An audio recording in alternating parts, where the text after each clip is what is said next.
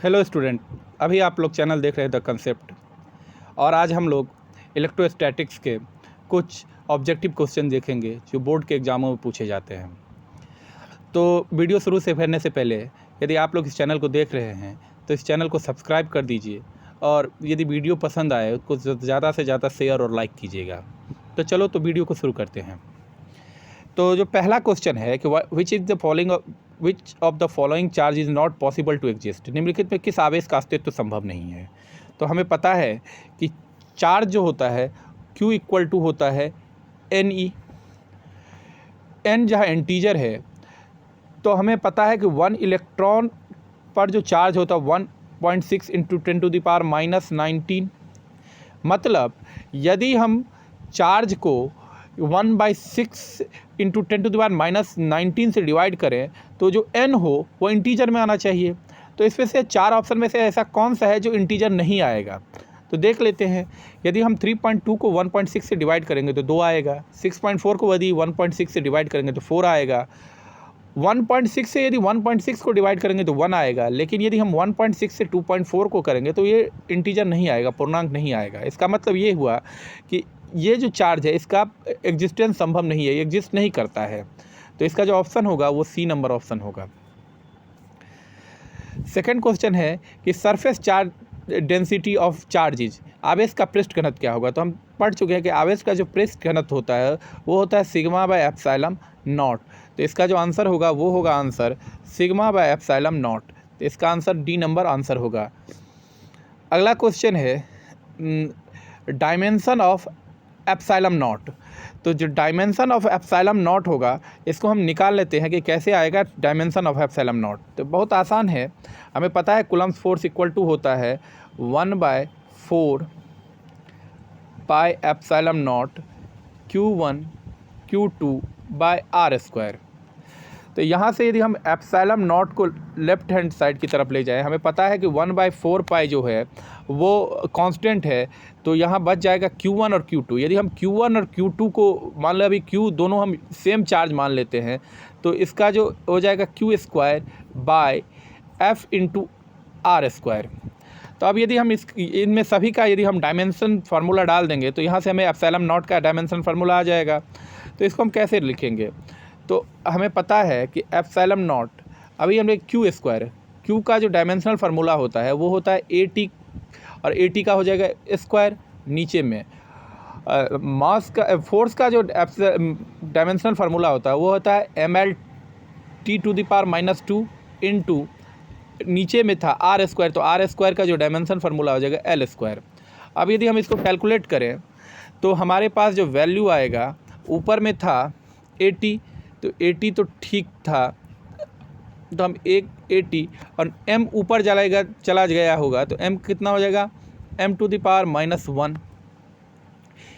a रहेगा ही और नीचे में a का स्क्वायर हो रहेगा, और नीचे में जो वैल्यू था वो था L और L²। तो L का पावर ऊपर चला जाएगा तो L का पावर हो जाएगा -3, और ये ऊपर में T² था और नीचे में T का पावर -2 था, तो पूरा वैल्यू हो जाएगा T⁴।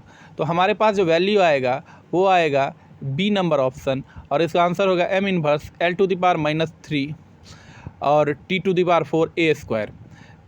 तो इसका ऑप्शन नंबर जो हो जाएगा वो सी हो जाएगा answer.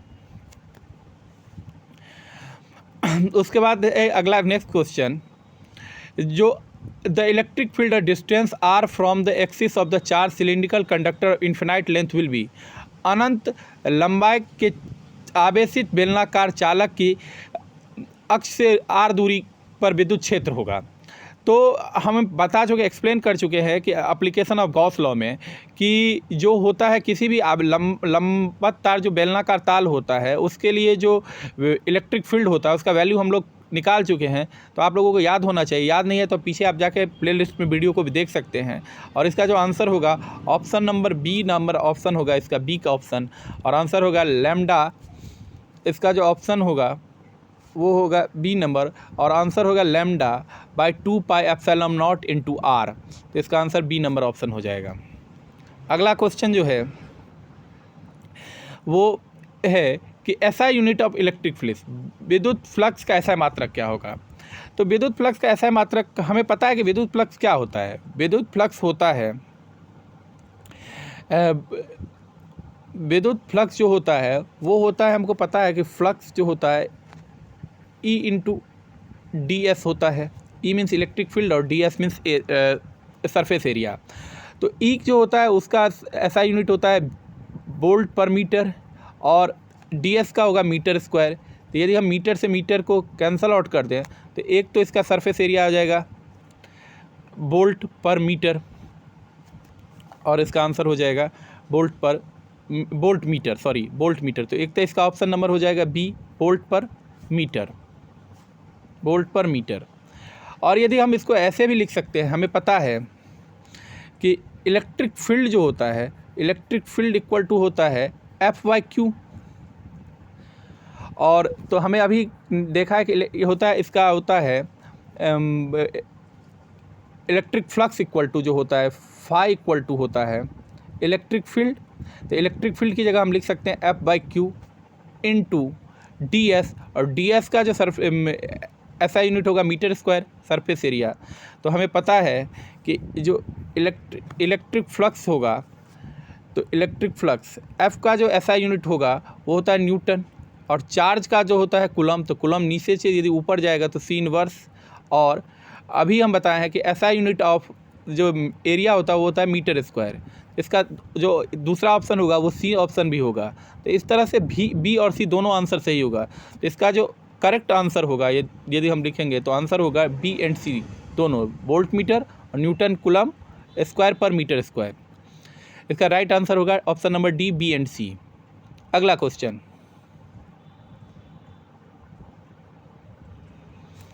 The force applied between two electron which separated by R is proportional to. तो बहुत आसान, यदि हमको कूलम्ब फोर्स याद होगा तो इसको आसानी से हम लोग कर सकते हैं। कह रहा है कि R दूरी से बिलक दो इलेक्ट्रॉनों के बीच लगने वाला बल समानुपाती होता है। तो यहाँ पता है कि कूलम्ब्स लॉ हम लोगों को पता होना चाहिए कि कूलम्ब्स लॉ कहता है F equal to K into Q1 Q2 by R square. K equal to अभी पीछे बता चुके हैं होता है 1/4 पाई एप्सिलॉन नॉट। तो यहाँ R स्क्वायर पूछ रहा है कि R के समानुपाती, यदि R दूरी से सेपरेट है किसके समानुपाती होगा, किसके प्रोपोर्शनल होगा। तो F is directly proportional, R square है यदि ऊपर ले जाएंगे तो R⁻⁻2 हो जाएगा। तो F is directly proportional to R⁻⁻2। तो इसका जो करेक्ट आंसर होगा वो आंसर होगा R⁻²। Next question 7 number question जो है वो है कि विद्युत द्विध्रुव आघूर्ण का SI मात्रक, the SI unit of electric dipole moment is. तो हमें पता होना चाहिए कि इलेक्ट्रिक डाइपोल मोमेंट होता क्या है। इलेक्ट्रिक डाइपोल मोमेंट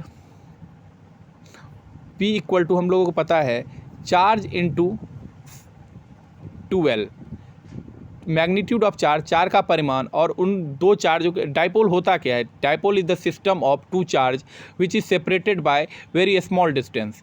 तो उन दो चार्जों के बीच का जो डिस्टेंस होगा वो और उस चार्ज का मैग्नीट्यूड, तो उन दोनों के चार्जों को डिस्टेंस हम 2L से डिनोट करते हैं। तो Q का जो SI यूनिट हम लोगों को पता है, चार्ज का SI यूनिट होता है कूलॉम और लेंथ का SI यूनिट होता है मीटर। तो इसका जो आंसर होगा वो होगा कूलॉम मीटर।